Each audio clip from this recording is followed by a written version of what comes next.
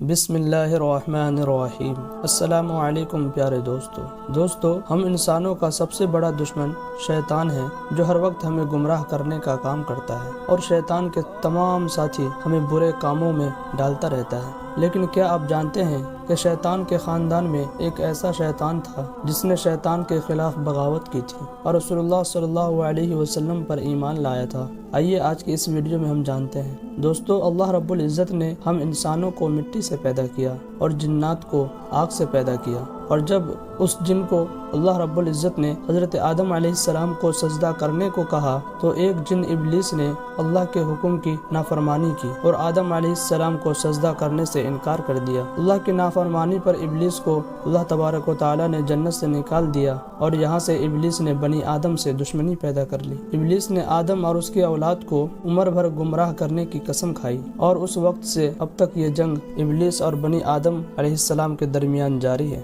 در حقیقت حضرت آدم علیہ السلام کی تخلیق سے کئی سال پہلے اللہ رب العزت نے جنات نامی ایک مخلوق پیدا فرمائی، اور ابلیس جنوں کی جماعت کا ایک فرد تھا۔ اللہ نے ابلیس کو ہم انسانوں کی طرح سمجھ دی اور نسل بڑھانے کی طاقت دی تھی۔ اس کے علاوہ کئی جن اور بھی تھے جنہیں اللہ رب العزت نے جوڑا بنا کر اس دنیا میں بھیجا، یعنی جیسے ہم انسانوں کا جوڑا بنا کر اللہ تبارک و تعالی اس کائنات میں بھیجتے ہیں، اللہ نے ابلیس کو ہم انسانوں کی طرح ذہانت اور نسل بڑھانے کی طاقت دی۔ جس طرح مرد اور عورت کے ملاپ سے بچے پیدا ہوتے ہیں، اسی طرح شیاطین اور جنات اور جناتنی عورتوں سے بھی بچے پیدا ہوتے ہیں۔ جیسا کہ ہم نے آپ کو بتایا ہے کہ ابلیس بھی جنات کی جماعت کا ایک فرد تھا، اسی لیے ابلیس کی جماعت بھی وقت کے ساتھ ساتھ بڑھتی چلی گئی، اور ابلیس کی فوج ہم انسانوں کو گمراہ کرنے کے لیے زمین پر پھیل گئی۔ ابلیس نے اپنے بیٹوں اور پوتوں کو مختلف کاموں میں لگایا۔ یہ شیطان کی اولادیں ہیں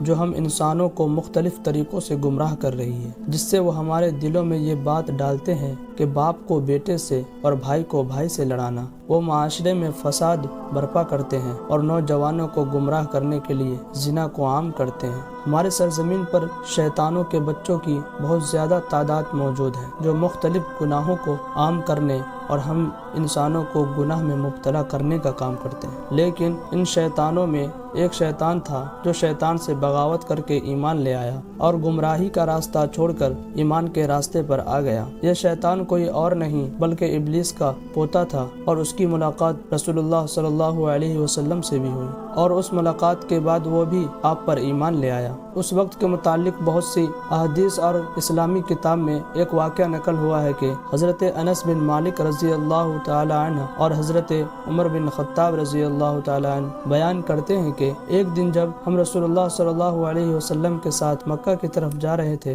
اور راستے میں ہم کچھ دیر آرام کرنے کے لیے پہاڑ پر بیٹھ گئے۔ اتنے میں ایک بوڑھا آدمی وہاں آیا۔ اس بوڑھے کے ہاتھ میں لاٹھی تھی، اور وہ بوڑھا آدمی لاٹھی کے سہارے چل رہا تھا۔ اس نے جا کر حضور اکرم صلی اللہ علیہ وسلم کو سلام کیا تو رسول اللہ صلی اللہ علیہ وسلم نے اس کے سلام کا جواب دیا اور بتایا کہ اس کی چال ڈھال اور آواز سے معلوم ہوتا ہے کہ یہ جن ہے۔ جس پر بوڑھے نے جواب دیا، آپ بالکل ٹھیک کہتے ہیں، میں جن ہی ہوں۔ اس پر آپ صلی اللہ علیہ وسلم نے فرمایا کہ تم کون ہو اور جنات کے کس گروہ سے ہو؟ اس نے اپنا نام بتایا۔ اس نے اپنا نام حامہ بتایا اور کہا کہ اس کا باپ ہیم ہے اور ہیم کا باپ لاکیش ہے اور لاکیش ابلیس کا بیٹا ہے۔ جس پر آپ صلی اللہ علیہ وسلم نے جواب دیا کہ تمہارے اور شیطان کے درمیان صرف 2 نسلوں کا فاصلہ ہے۔ جس پر حامہ نے کہا کہ آپ بالکل ٹھیک کہتے ہیں۔ اس کے بعد رسول اللہ صلی اللہ علیہ وسلم نے پوچھا کہ آپ کی عمر کیا ہوگی؟ جس پر حامہ نے جواب دیا، یا رسول اللہ صلی اللہ علیہ وسلم، میری عمر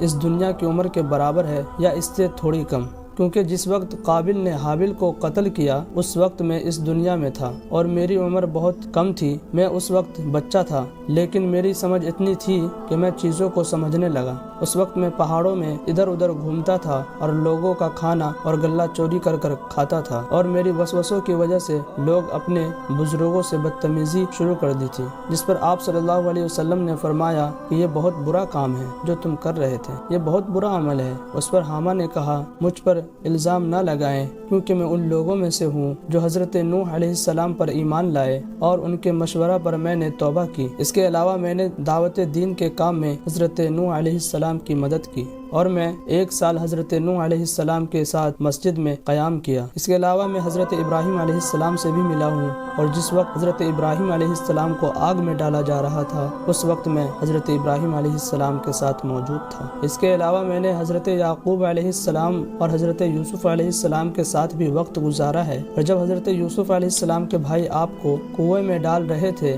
اور یوسف علیہ السلام کو کنویں تک پہنچنے سے پہلے میں اس کنویں پر پہنچ گیا۔ اس کے علاوہ میں حضرت موسیٰ علیہ السلام سے بھی ملا ہوں، میں نے ان سے توریت بھی سیکھی ہے۔ اس کے علاوہ جب میں حضرت عیسیٰ علیہ السلام سے ملا تو حضرت عیسیٰ علیہ السلام کو موسیٰ علیہ السلام کا سلام بھی پہنچایا۔ اس کے علاوہ میں نے حضرت عیسیٰ علیہ السلام سے انجیل بھی سیکھی تھی، اور اس وقت حضرت عیسیٰ علیہ السلام نے مجھ سے فرمایا تھا کہ اگر کبھی تم انبیاء کے سردار نبی اکرم صلی اللہ علیہ وسلم سے ملو تو میرا سلام پہنچانا، اور آج میں آپ کی خدمت میں صرف اس لیے حاضر ہوا ہوں کہ آپ کو حضرت عیسیٰ علیہ السلام کا سلام پیش کرتا ہوں۔ جس کے جواب میں آپ صلی اللہ علیہ وسلم نے فرمایا عیسیٰ علیہ السلام پر سلام اور سلام لانے والے پر بھی سلام۔ اس کے بعد حامہ نے رسول اللہ صلی اللہ علیہ وسلم سے عرض کی میں اپنے کیے پر بہت شرمندہ ہوں اور اب میں اپنے تمام گناہوں سے توبہ کرتا ہوں، اور پھر کہا اے نبیوں کے سردار میں آپ پر ایمان لاتا ہوں۔ یہ عرض کرنے کے بعد ہماری آنکھوں سے آنسو بہنے لگے اور یہ جن اتنا رویا کہ صحابہ اکرام بھی رونے لگے۔ اس کے بعد حامہ نے درخواست کی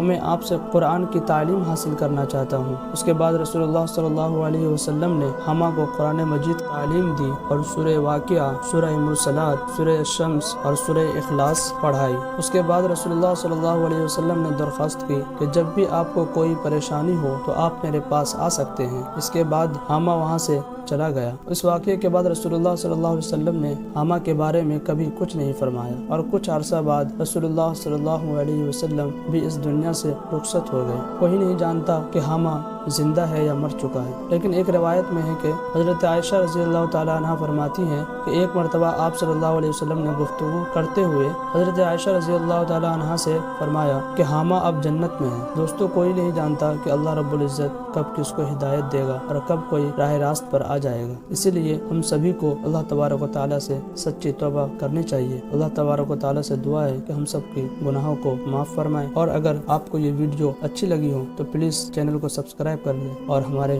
ویڈیو کو بھی لائک کر دیں۔ ملتے ہیں ایک اگلے ویڈیو میں، جب تک کے لیے السلام علیکم، خدا حافظ۔